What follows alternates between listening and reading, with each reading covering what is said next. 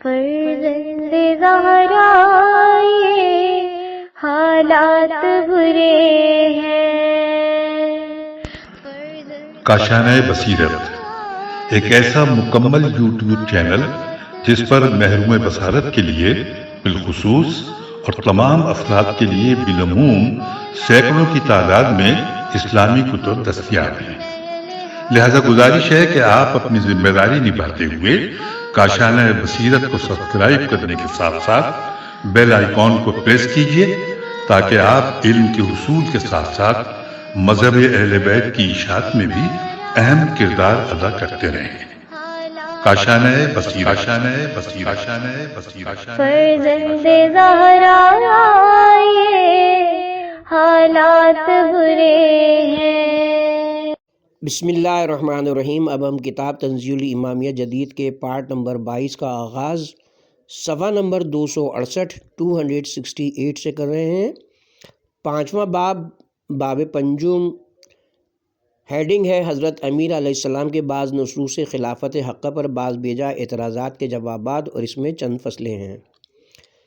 تمہید: پیر صاحب آف سیال شریف نے سابقہ تحقیقات سے فارغ ہونے کے بعد، جن کی ہم قلعی کھول چکے ہیں، جناب امیر المومنین کی نصوص خلافت کی طرف توجہ مبذول فرمائی ہے اور ان پر بیجا ارادات کرتے ہوئے ان کا انکار کر کے اپنے مذہب کی کمزور دیوار کو سہارا دینے کی ناکام کوشش کی ہے۔ کیونکہ مذہب اہل سنت کا سنگ بنیادی جناب امیر علیہ السلام کی خلافت بلا فصل کے انکار پر رکھا گیا ہے، اس لیے مؤلف کو قاعدے کے مطابق تو سب سے پہلے اسی موضوع کی طرف توجہ کرنا چاہیے تھی۔ اس قدر تاخیر بھی ناقابل فہم ہے، مگر یہاں بھی حسب سابق غلط ملت سے کام لیتے ہوئے پہلے ایک غیر متعلق بحث چھیڑ دی ہے۔ فصل اول، ہیڈنگ ہے قضیہ قرطاس کی تحقیق، اور وہ ہے قضیہ قرطاس، لہذا ہم اس سلسلے میں پہلے ان کی تحقیق پیش کرتے ہیں، پھر اس پر اپنا مختصر سا تبصرہ پیش کریں گے۔ نمبر 1، رسالہ مذہب شیعہ جناب موصوف رقم طراز ہیں۔ بے خبر اور ناواقف لوگوں کو گمراہ کرنے کے لیے بھی قرطاس کی روایت پیش کی جاتی ہے کہ حضور اقدس صلی اللہ علیہ وسلم نے اپنی ظاہری حیات طیبہ کے آخری خمیس کو اپنے حرم سرا میں اہل بیت کے مردوں سے کہا کہ لکھنے کے لیے کوئی چیز لاؤ، دعوات قلم کاغذ، میں تمہارے لیے کچھ وصیت لکھوں تاکہ میرے بعد تم صراط مستقیم پر ثابت قدم رہو۔ جب حضرت علی کرم اللہ تعالی وجہہ نے مسجد میں جا کر قلم دوات طلب فرمائی تو امیر المومنین عمر نے کہا کہ ہمیں قرآن کریم کافی، اور کہا حضرت ہمیں داغ موافقت تو نہیں دینا چاہتے۔ اس بات کو سمجھو، یہ روایت اہل سنت کی کتابوں میں ہو یا اہل تشیع کی کتابوں میں، بہر صورت قرآن مجید کی آیت کریمہ یعنی آپ اپنے ہاتھ مبارک سے کبھی اس کو نہ لکھنا تاکہ گمراہ کرنے والے لوگ شک پیدا نہ کر سکیں کہ خود حضور خود لکھ سکتے تھے، اور قرآن کریم بھی خود لکھا ہے، خدا کی طرف سے نہیں۔ اب یہ نفی ہو یا نہیں، بہر صورت حضرت صلی اللہ علیہ وسلم کا اپنے ہاتھ سے لکھنا ممنوع اور محال ہے، اور ایک روایت میں کہ میں لکھوں، دوسرا بفرض تسلیم اس روایت میں خلافت کا ذکر تک نہیں، حضرت علی علیہ السلام کی خلافت اور وہ بھی بلا فصل اس سے کیسے ثابت ہو گئی؟ کتاب کا حوالہ رسالہ مذہب شیعہ صفحہ نمبر 79۔ نمبر 2، تنزیل الامامیہ الجواب بتوفیق ملک الوہاب۔ قرطاس کا قضیہ نامریزہ اسلام کا وہ المیہ ہے کہ جس پر جس قدر رنج و الم کا اظہار کیا جائے کم ہے۔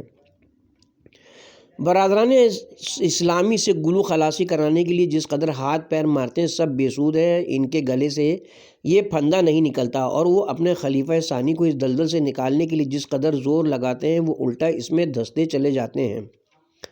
ہم اس موضوع پر بڑی تفصیل کے ساتھ تجلیات صداقت میں گفتگو کر چکے ہیں، یہاں بڑے اجمال و اختصار کے ساتھ مؤلف کے 4 اعتراضات کے جوابات پیش کرنے پر اکتفا کی جاتی ہے۔ مقام شکر ہے کہ پیر صاحب نے اس روایت کے وجود کا انکار تو نہیں کیا، بلکہ اشارتاً یہ تسلیم کر لیا ہے کہ شیعہ و سنی ہر دو کتابوں میں موجود ہے۔ بزم خواہش 4 درایتی اراد کر کے اسے غلط ثابت کرنے کی ناکام کاوش کی ہے۔ نمبر 1، پہلے اراد کا جواب۔ یہ کہنا کہ بمطابق آیت مبارکہ جسے مؤلف نے ہر جگہ لا تخطو لکھا ہے، جو ان کی قرآن دانی پر تیز روشنی ڈالتی ہے، حضرت صلی اللہ علیہ وسلم کا اپنے ہاتھ سے خود لکھنا ممنوع و محال ہے، اور روایت میں ہے میں لکھوں۔ خلاصہ یہ کہ امت تو عالم و فاضل اور ایم اے اور پی ایچ ڈی اور نبی بھی وہ جو خواجہ کائنات سرور موجودات اور علت غائب ممکنات ہے، وہ ان پڑھ محض کہ جس کے لیے لکھنا محال ہے۔ بہرنو یہ اراد بنا الفساد علی الفساد کا مصداق ہے۔ پیر صاحب نے پہلے آیت کی غلط املا لکھی ہے، پھر ترجمہ غلط کیا ہے، اب نتیجہ تو لامحالہ غلطی ہوگا۔ کس قدر تعجب کا مقام ہے کہ شیخ الاسلامی کے دعوے دار کو لائے نافیہ اور لائے نہیں، اور کسی کام کے نہ کرنے اور نہ کر سکنے میں جو نمایاں فرق ہے وہ بھی معلوم نہیں ہے۔ آیت مبارکہ عنکبوت نمبر 48 کا مفہوم یہ ہے کہ اعلان نبوت سے قبل پیغمبر اسلام صلی اللہ علیہ وسلم لکھتے پڑھتے نہ تھے، ورنہ باطل پرستوں کو شک کرنے کا موقع مل جاتا کہ پیغمبر اسلام نے کتاب قرآن سابقہ کتب سماویہ سے اخذ کی ہے۔ یہ ایک جملہ خبریہ ہے، جملہ انشائیہ نہیں ہے۔ لا تخطو بے یمن کا یہ ترجمہ کرنا کہ اپنے ہاتھ مبارک سے کبھی نہ لکھنا پیر صاحب سیالوی کا وہ علمی شاہکار ہے جو رہتی دنیا تک یادگار رہے گا۔ یہ ترجمہ آج تک کسی سنی شیعہ مترجم کو نہ سوجا تھا۔ اطمینان قلب کے لیے وہ یہاں 2 سنی شیعہ ترجمے پیش کیے جاتے ہیں۔ نمبر 1، سنی ترجمہ اور نہیں تھا تو پڑھتا پہلے اس سے کوئی کتاب اور نہ لکھتا تو اس کو اپنے ہاتھ دائنے سے، اس وقت البتہ دھوکہ کرتے جھوٹے۔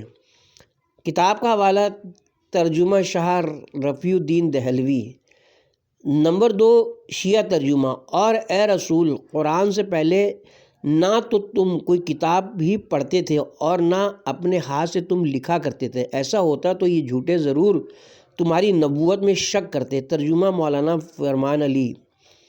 ظاہر ہے کہ اعلان نبوت کے بعد یہ کھلا نہ لکھنے پڑھنے والی مصلحت بھی ختم ہو گئی تھی، کیونکہ اگر کوئی کافر یہ اعتراض کرتا تو یہ کہہ کر ان کا ناطقہ بند کیا جا سکتا تھا کہ جس خدا قدیر نے حضرت صلی اللہ علیہ وسلم کو نبوت و رسالت عطا فرمائی ہے، اسی نے آپ کو ملکہ قرأت و کتابت بھی بخشا ہے۔ خاندان نبوت سے مروی کے حضرت صلی اللہ علیہ وسلم 73 زبانوں میں گفتگو کر سکتے تھے اور اتنی زبانوں میں لکھ سکتے تھے۔ کتاب کا حوالہ معنی الاخبار از شیخ صدوق علیہ رحمہ۔ اس طرح اہل سنت کی کتابوں سے بھی حضرت کا اپنے دست مبارک سے لکھنا ثابت ہے۔ چنانچہ صلح حدیبیہ کے موقع پر جب کفار نے محمد رسول اللہ لکھنے کا انکار اور محمد بن عبداللہ لکھنے پر اصرار کیا تو تاریخ خمیس جز ثانی صفحہ نمبر 22-23 طبع مصر پر لکھا ہے کہ جناب نے وہ عہد نامہ اپنے دست مبارک میں لے کر رسول اللہ کا لفظ کاٹ کر اس کی جگہ ابن عبداللہ لکھ دیا۔ خدا تعصب و اناد کو برباد کرے کہ یہ آدمی کو نہ دین کا چھوڑتا ہے نہ دنیا کا۔ کس قدر تعجب و افسوس کا مقام ہے کہ جب جناب عمر کی پوزیشن بچانے کے لیے پیغمبر خدا صلی اللہ علیہ وسلم کی توہین کی بھی پرواہ نہیں کی جاتی اور نہ غیروں میں اپنی رسوائی و جگ ہسائی کا خیال کیا جاتا ہے۔ اسی شان رسول گھٹانے کا نتیجہ تھا کہ ہر کس و ناقص کو ادعائے نبوت کرنے اور کفار کو رنگیلا رسول جیسی رسوائے زمانہ کتابیں لکھنے کی جرت ہوئی۔ نمبر 2، دوسرے اعراض کا جواب۔ پیر صاحب کا یہ کہنا کہ باغرض تسلیم اس روایت میں خلافت کا ذکر تک نہیں ہے، تنگ نظری اور کوتا اندیشی پر مبنی ہے، ورنہ معمولی سی دینی اور سیاسی بصیرت اور سوجھ بوجھ رکھنے والے حضرات بآسانی سمجھ سکتے ہیں کہ رؤوف و رحیم اور رحمت للعالمین نبی اپنی امت کو ابدی ضلالت و گمراہی سے بچانے کے لیے اپنے آخری لمحات حیات میں وہی چیز تحریر فرمانا چاہتے تھے جو بذریعہ تقریر اور بعثت سے لے کر قلم و دعوات طلب فرمانے تک مختلف اوقات میں مختلف اسالیب و عناوین سے برابر بیان کرتے رہے تھے، تاکہ اس کے بعد اتمام حجت کی آخری منزل طے ہو جائے اور کسی کو یارائے آبا و انکار نہ رہے اور وہ سوائے خلافت و امامت مطلقہ حضرت علی علیہ السلام کے اور کوئی چیز نہیں ہو سکتی۔ کی خوشگواری کے پیش نظر یہاں پیر صاحب سیالوی کے ہم مسلک بعض علماء کرام کی تصریحات گوش گزار کی جاتی ہیں تاکہ ہمارے نظریے کی صداقت ظاہر ہو جائے۔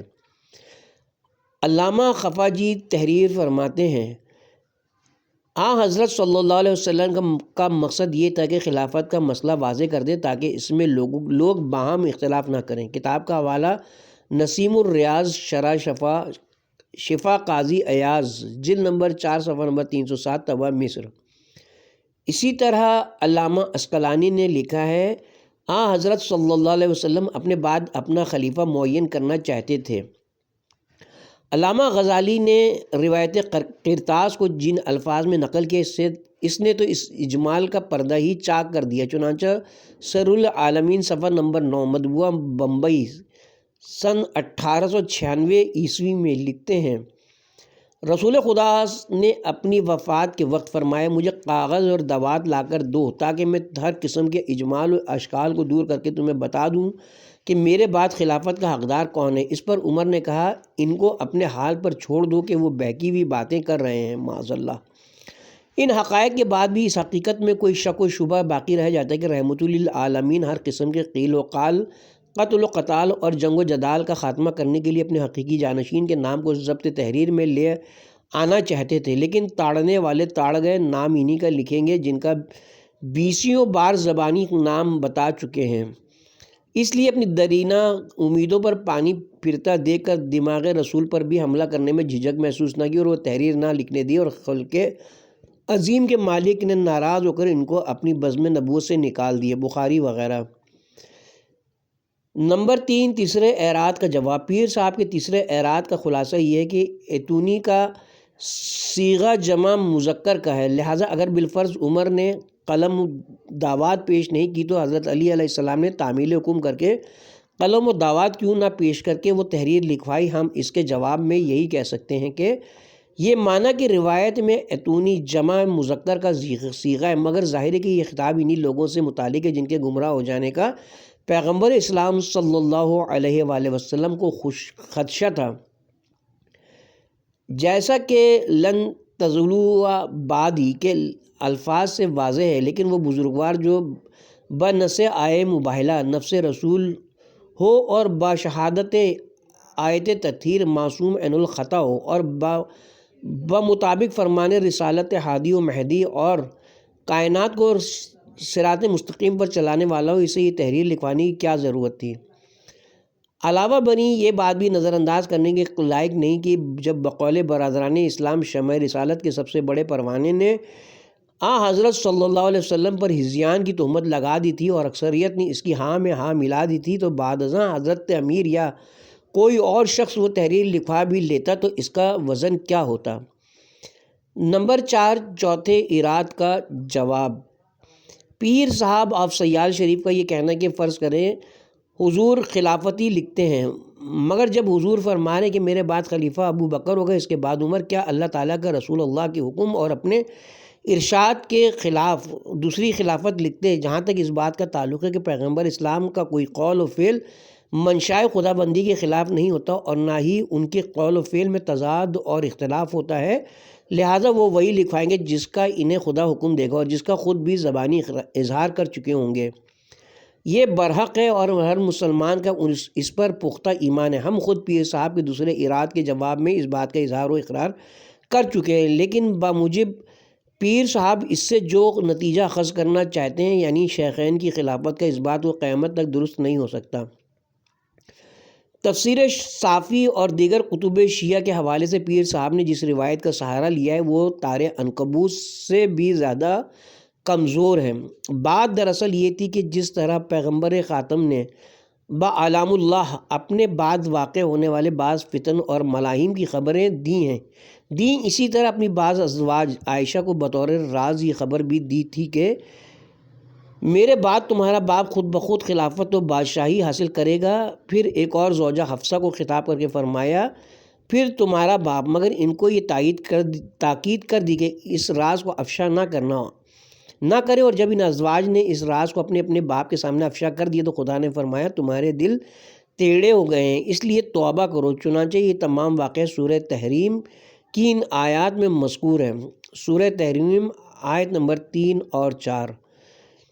اور جب پیغمبر نے اپنی بیویوں میں سے کسی سے بات کہی تو اتفاق سے بات کا بتنگڑ بن گیا کہ اس بیوی نے دوسری بیوی کو اس کی خبر کر دی، اور جب انہوں نے اس کی خبر کر دی اور خدا نے پیغمبر پر اس راز کو ظاہر کر دیا تو پیغمبر نے کچھ تو ان بیویوں کو جتایا اور کچھ ٹال دیا۔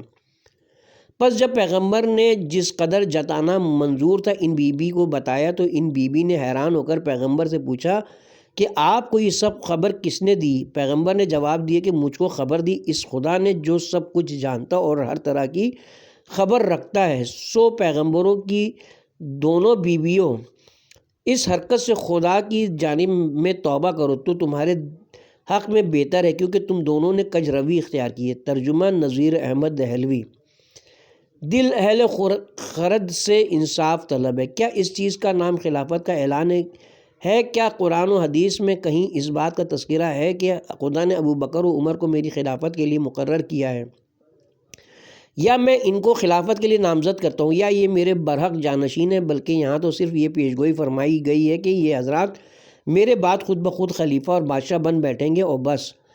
اگر یہ ان حضرات کی خلافت کی نس تھی تو اس کا امت کے سامنے اظہار کیوں نہ کیا؟ جن کو خلیفہ کی ضرورت تھی اور عائشہ اور حفصہ کو کیوں اطلاع دی اور پھر انہیں بھی اس بات کے صیغہ راز میں رکھنے کی تاکید کیوں کی؟ نیز اگر ان حضرات کی خلافت پر کوئی نس موجود تھی تو انہوں نے سقیفہ بنی سعادہ میں اسے پیش کیوں نہ کیا؟ اور پھر اہل سنت ان کی خلافتوں کو اجماعی و شورائی کی بجائے نسی کیوں نہیں سمجھتے؟ اعلان خلافت تو اس قدر ضروری تھا کہ ارشاد خداوندی تمام کار نبوت کے اکارت ہونے کا اندیشہ تھا، مگر یہاں اس راز کے افشا پر دل ٹیڑھے ہو رہے ہیں اور توبہ کا حکم دیا جا رہا ہے۔ ان سوالات کا کسی معقول آدمی کے پاس کوئی معقول جواب ہے؟ ان ناقابل رد حقائق کی روشنی میں واضح و عیاں ہو گیا کہ حضرت صلی اللہ علیہ وسلم کا یہ رازدارانہ فرمان ان حضرات کی خلافت کا اعلان نہ تھا، بلکہ دجال کے خروج جیسے فتن کو ملاحم کے ظہور کی طرح صرف ایک پیشگوئی تھی جو حرف بحرف پوری ہوئی۔ اتنی سی بات تھی جسے افسانہ کر دیا۔ نمبر 3، اس پر جناب اشرف سیالوی کی تنقید۔ بخاری شریف و مسلم کی متفق علیہ روایات سے چند امور واضح ہو جاتے ہیں۔ نمبر 1، یہ واقعہ خمیس کا ہے اور سید عالم کا وصال سوموار کو ہوا، گویا مکمل 3 دن رات درمیان میں گزرے، مگر آپ نے پھر اس حکم کا اعادہ نہ فرمایا۔ نمبر 2، جب صحابہ کرام نے تحقیق کے لیے دوبارہ عرض کیا تو فرمایا مجھے میرے حال پر چھوڑ دو، اگر اس امر کا تعلق فرائض رسالت سے تھا تو اس کا بیان نہ فرمانا فرائض رسالت میں کوتاہی ہی ہوگا۔ نمبر 3، حضرت عمر نے خالص ہمدردی پر مشتمل مشورہ دیا کہ آپ پر شدید دورہ ہے اور تمہارے پاس قرآن حکیم ہے، اس میں آپ کی طرف کس طرح بے ادبی کی نسبت دی جا سکتی ہے؟ نمبر 4، اگر قرآن مجید میں خلافت اور امامت کا مسئلہ حل کیا جا چکا تھا تو حضرت عمر پر خلافت مرتضوی میں روڑے اٹکانے والا الزام غلط ہو گیا۔ نمبر 5، اگر حضور سرور عالم صلی اللہ علیہ وسلم مسئلہ خلافت کے متعلق اپنا فیصلہ لکھنا چاہتے تھے تو وہ کس کی خلافت تھی؟ اس پر کیا دلیل ہے؟ نمبر 6، جس علی مرتضیٰ کی خلافت بلا فصل کے لیے سب صحابہ کرام کو مورود الزام ٹھہرایا جاتا ہے، خود ان سے حضرت عباس نے فرمایا کہ حضرت کا وقت وصال قریب آ چکا ہے، لہٰذا دریافت کر لو کہ آپ کے بعد امر خلافت کس کے لیے ہے، ہمارے لیے یا دوسروں کے لیے؟ یہ روایت بھی بخاری شریف میں موجود ہے۔ علامہ ڈھکو صاحب کے اعتراضات آپ نے ملاحظہ فرمایا اور حضرت شیخ الاسلام کے جوابات پر تنقید اور جرح و قدح کا آپ نے مطالعہ فرما لیا، لیکن ایک دفعہ پھر رسالہ مذہب شیعہ کا متعلقہ مقام پڑھنے کی تکلیف فرمائے۔ اب ہم ڈھکو صاحب کے ذکر کردہ جوابات کی حقیقت قائرین پر واضح کر رہے ہیں۔ حضرت شیخ الاسلام نے حدیث قرطاس کے متعلق قابل غور امر یہ پیش کیا تھا کہ اس میں سرور عالم کے اپنے ہاتھ سے لکھنے کا ذکر ہے اور آپ کے لیے بذات خود لکھنا محال ہے، کیونکہ اللہ تعالیٰ نے فرمایا کہ آپ کے نہ لکھنے کی خبر دی ہے۔ اس تقریر پر شیعی فاضل نے 3 طرح سے مواخذے کی صحیح لا حاصل فرمائی ہے جو آپ ملاحظہ فرما چکے، مگر ساری کاوش میں بنیادی خرابی یہ ہے کہ انہوں نے ذات رسول کے لحاظ سے لکھنا محال سمجھ لیا ہے، حالانکہ اگر وہ غور کرتے تو یہ بات بالکل واضح تھی کہ اللہ تعالیٰ کی خبر کے خلاف کرنا نبی مکرم کے لیے ممکن نہیں تھا۔ یعنی حضرت صلی اللہ علیہ وسلم کے لیے لکھنے کو محال بالذات نہیں کہا گیا بلکہ محال بالغیر کہا گیا ہے، لہٰذا آخرت تک آپ کا وصف امی پر رہنا ہی سراسر مصلحت اور عین حکمت ہے۔ نیز 73 زبانوں میں آپ کا لکھ سکنا بطور محل بحث نہیں ہے، لیکن بطور عادت جاریہ ایک سطر کا لکھنا بھی ثابت نہیں کیا جا سکتا۔ علامہ ڈھکو صاحب نے اپنا عقیدہ اور نظریہ بیان کیا تھا کہ آپ کو 70 علوم پر کامل دسترس تھی اور ان میں آپ لکھ پڑھ سکتے تھے، لیکن اس کا حوالہ نہیں دیا۔ دراصل وہ روایت بسار الدرجات کی ہے جو خود بھی ضعیف کتاب ہے اور اس کی یہ روایت بھی ضعیف ہے۔ حدیث قرطاس کی دوسری توجیہ حضرت شیخ الاسلام فرماتے کہ بفرض تسلیم اس روایت میں خلافت کا ذکر تک نہیں ہے۔ حضرت علی علیہ السلام کی خلافت اور وہ بھی بلا فصل اس سے کیسے ثابت ہو گئی؟ اس کے جواب میں ڈھکو صاحب نے جو مبسوط تحریر سپرد قرطاس فرمائی، بتلاؤ اسے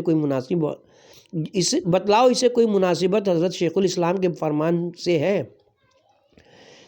حدیث قرطاس کی تیسری توجیہ کے جواب میں علامہ ڈھکو صاحب کی عیاری و مکاری تیسری توجیہ حضرت شیخ الاسلام نے شیعی استدلال کے ابطال میں یہ ذکر فرمائی تھی کہ حدیث قرطاس میں اتونی جمع کا صیغہ ہے جس میں گھر کے اندر موجود تمام افراد کو مخاطب ٹھہرایا گیا ہے، اس میں حضرت علی مرتضیٰ بھی شامل ہے۔ تو حضرت علی نے کس کے کہنے پر عمل کرتے ہوئے کاغذ اور قلم دعوات پیش نہ کیے؟ جس طرح حضور سرور عالم صلی اللہ علیہ وسلم لوگوں کی ہدایت کے لیے لکھوانا چاہتے تھے، اسی طرح حضرت علی بھی لوگوں کی ہدایت اور بھلائی کے لیے اس کو لکھوا لیتے۔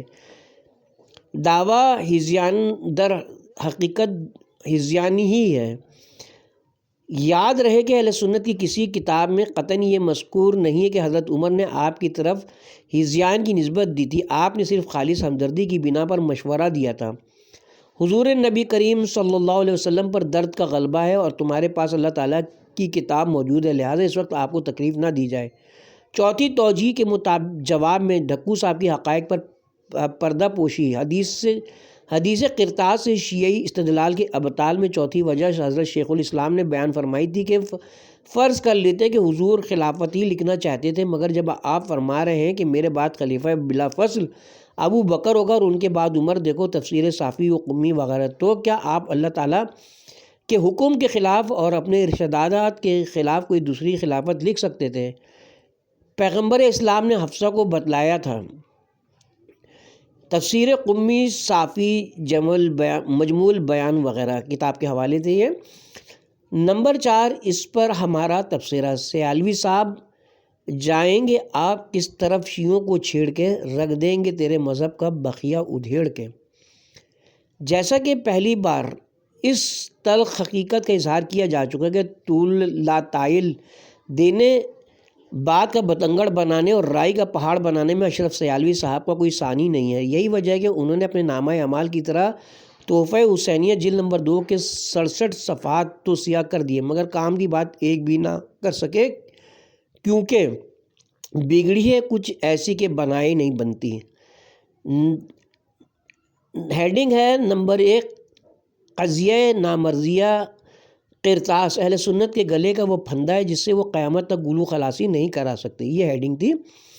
اور یہ تاریخ اسلام کا وہ افسوسناک واقعہ ہے کہ جس پر جس قدر بھی رنج و غم کا اظہار کیا جائے کم ہے۔ بھلا یہ سانحہ کوئی قیامت سے کم ہے کہ بانی اسلام کے آخری لمحات حیات ہیں اور شمع رسالت کے پروانے ہونے کے دعوے داروں سے حجرہ کھچا کھچ بھرا ہوا ہے کہ اچانک حضرت کی زبان وحی ترجمان سے یہ جملے نکلتے ہیں کہ قلم اور دعوات لاؤ تاکہ میں تمہارے لیے ایسی چیز لکھ کر چھوڑ جاؤں کہ اس کے بعد کبھی گمراہ نہ ہو سکو، اور تعمیل ارشاد کی بجائے انہیں یہ جواب دیا جاتا ہے کہ یہ شخص ہذیاں بک رہا ہے، ہمیں کتاب اللہ کافی ہے، اور پھر شور بلند ہوتا ہے، کوئی کہتا ہے کہ لاؤ اور کوئی کہتا کہ کوئی ضرورت نہیں، حتیٰ کہ خلق عظیم کے مالک صلی اللہ علیہ وسلم کو کہنا پڑتا ہے کہ میری بارگاہ سے نکل جاؤ۔ کتاب کا حوالہ بخاری شریف، کتاب المرضی، باب القول المریض، قوامنی، جلد نمبر 2 صفحہ نمبر 846۔ نمبر 2، ہیڈنگ ہے رسول خدا صلی اللہ علیہ وسلم کو ہذیان کی نسبت دینے والا عمر تھا۔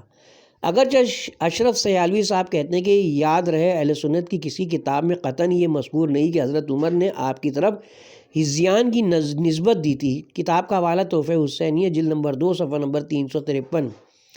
اسی طرح اہل سنت کے محدثین نے بھی قالوا وغیرہ کے جمع کے صیغے استعمال کر کے کہ پیغمبر اسلام کے حکم پر لوگوں نے کہا اصل قائل کو پردے میں بیٹھانے کی کوشش کی ہے، مگر بموجب تاڑنے والے بھی قیامت کی نظر رکھتے ہیں۔ وہ اس پردہ نشین کو تاڑی گئے کہ اس قول کے قائل جناب عمر ہی تھے، کوئی اور نہیں تھا، اور لطف یہ کہ یہ پردہ دری بھی خدائے قدیر نے علماء اہل سنت کے ہاتھوں کرائی ہے۔ حوالہ جات ملاحظہ ہوں۔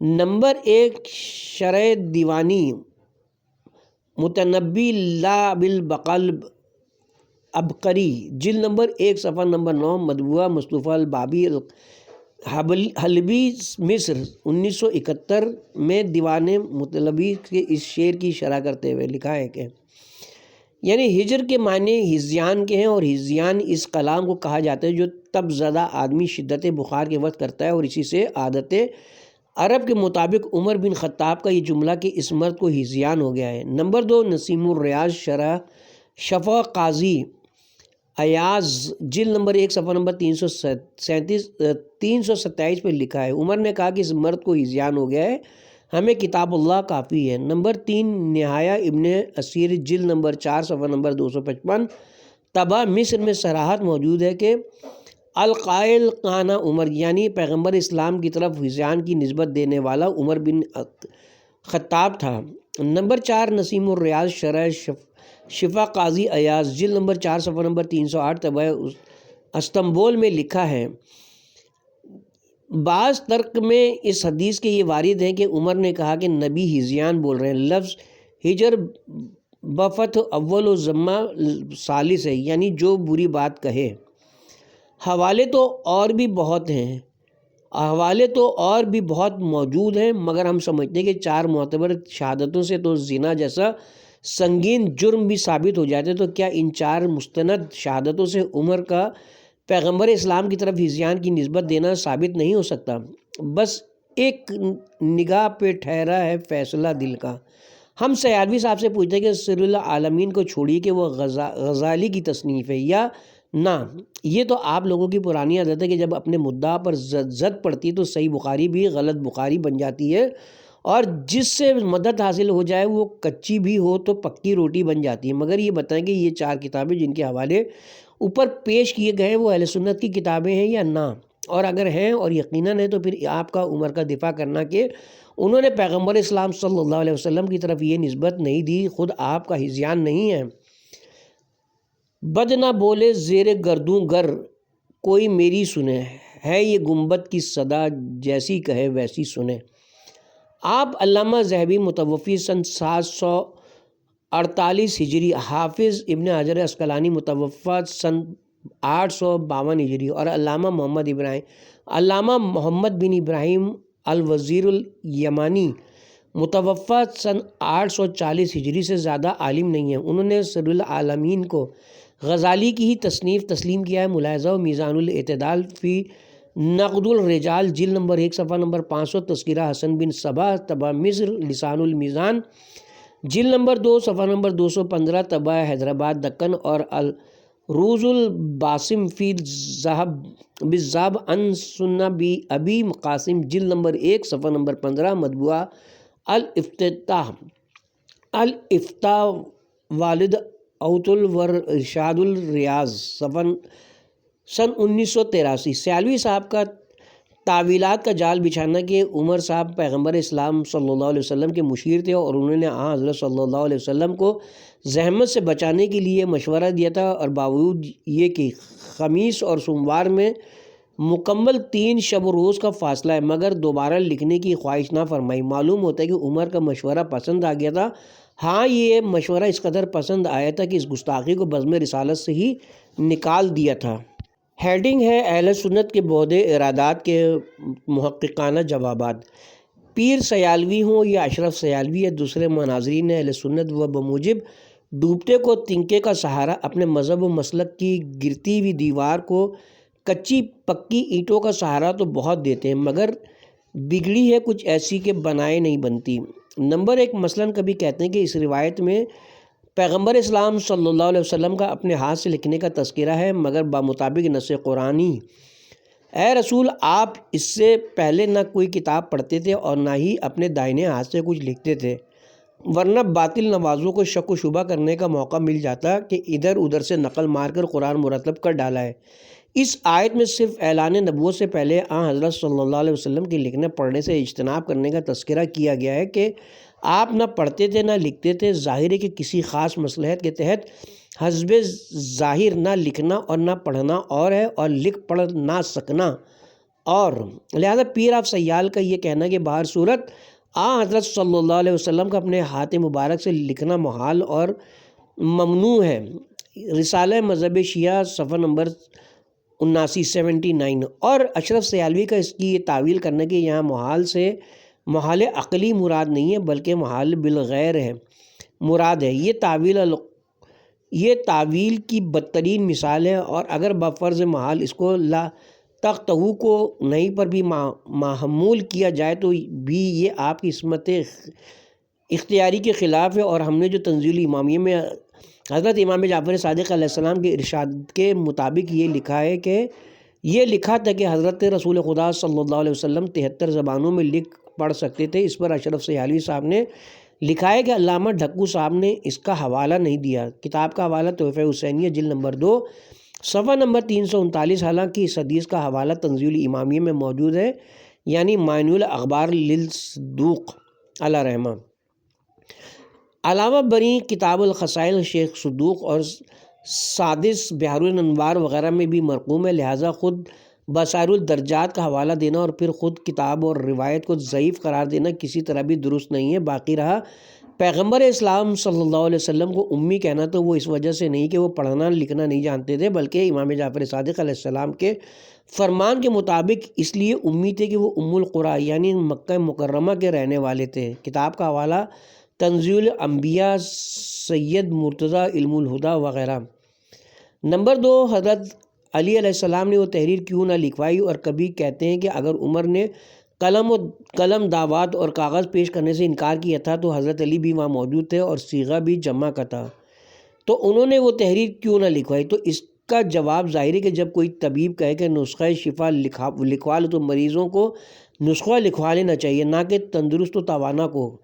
یہ تحریر تو انہیں لکھوانی چاہیے تھی جن کو اپنی گمراہی کا اندیشہ تھا، بھلا امام معصوم کو لکھوانے کی کیا ضرورت ہے؟ اور اگر بقول اشرف سیالوی صاحب جو کہتے ہیں کہ جس طرح خود حضور سرور عالم وہ تحریر لکھوانا چاہتے تھے مگر اپنے فائدے کے لیے نہیں بلکہ لوگوں کی ہدایت اور بھلائی کے لیے، اسی طرح حضرت علی علیہ السلام بھی لوگوں کی ہدایت اور بھلائی کے لیے اس کو لکھوا لیتے۔ کتاب کا حوالہ ہے تحفہ حسینیہ جلد نمبر 2 صفحہ نمبر 350۔ تو جواباً گزارش ہے کہ حضرت صلی اللہ علیہ وسلم کی یہ تحریر اس وقت تک پرتاثیر ہو سکتی تھی جب تک حضرت ثانی آپ کے دماغ پر حملے کر کے اسے ہذیان کی نسبت نہ دیتے، مگر اب جب کہ انہوں نے جرت و جسارت کر ڈالی تو اس تحریر کی افادیت ختم ہو کر رہ گئی۔ ہیڈنگ ہے حدیث قرطاس کو باملا رسول صلی اللہ علیہ وسلم حضرت علی علیہ السلام کا لکھنا۔ جب پیغمبر اسلام صلی اللہ علیہ وسلم نے جسارت کرنے والوں کو اپنی بزم سے باہر نکالا تو بعد ازاں وہ تحریر حضرت علی بن ابی طالب علیہ السلام کو لکھوائی، چنانچہ حضرت علی مرتضیٰ علیہ السلام سے روایت ہے نبی کریم صلی اللہ علیہ وسلم نے ایک صحیفہ منگوایا جو شانے میں لکھوانا چاہتے تھے، مجھے آپ نے لکھوا دیا، آپ بولتے گئے میں لکھتا گیا۔ اس پر 3 صحابہ کرام حضرت سلمان، حضرت ابو ذر غفاری اور حضرت مقداد رضی اللہ عنہم کو گواہ بنایا، ائمہ ہدیٰ کے نام لکھوائے قیامت تک جن کی اطاعت کا حکم اللہ تعالیٰ نے دیا ہے۔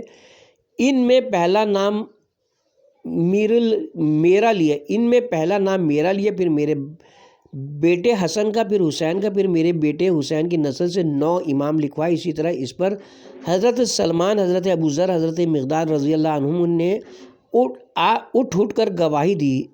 کتاب کا حوالہ احتجاج تبریسی صفحہ نمبر 76 طبع ایران۔ اب اس وصیت پر منکرین اور ان کے پیروکاروں نے عمل کیا ہے یا نہیں، اس کا فیصلہ انصاف پسند قائرین پر چھوڑا جاتا ہے۔ نمبر 3، اور کبھی کہتے ہیں کہ حضرت صلی اللہ علیہ وسلم کیا لکھوانا چاہتے تھے۔ ظاہر ہے جو بات آپ اعلان نبوت سے لے کر میدان خم غدیر تک برابر زبانی کہتے چلے آ رہے تھے، اسے ہی اب آخری لمحات حیات میں ضبط تحریر میں لانا چاہتے تھے تاکہ اس کے بعد کسی کو بھی یارائے انکار نہ ہو سکے اور کوئی خود غرض کسی قسم کی تعویل کا جال نہ بچھا سکے، مگر یار لوگ حضرت کا مقصد بھانپ گئے تھے، اس لیے انہوں نے اس ارادہ مبارک کو عملی جامہ نہ پہنانے دیا۔ یہ وہ کھلی ہوئی حقیقت ہے کہ جس کا اقرار بعض منصف مزاج سنی علماء کرام نے بھی کیا۔ چنانچہ کتاب نسیم الریاض حفاظی شرح شفا جلد نمبر 4 صفحہ نمبر 307 طبع مصر پر لکھا ہے۔ سفیان کہتے ہیں کہ حضرت صلی اللہ علیہ وسلم یہ چاہتے تھے کہ اپنے بعد امر خلافت کی وضاحت کر دیں تاکہ اس کے بعد لوگ اس میں اختلاف نہ کریں۔ اس کے ساتھ ہی ہم یہاں پہ کتاب کے پارٹ نمبر 22 کا اختتام کرتے ہیں اور کتاب کے پارٹ نمبر 23 کا آغاز صفحہ نمبر 282 سے کریں گے۔ ہیڈنگ ہوگی حضرت ابو بکر کے بارے میں شیعی حوالوں کی حقیقت۔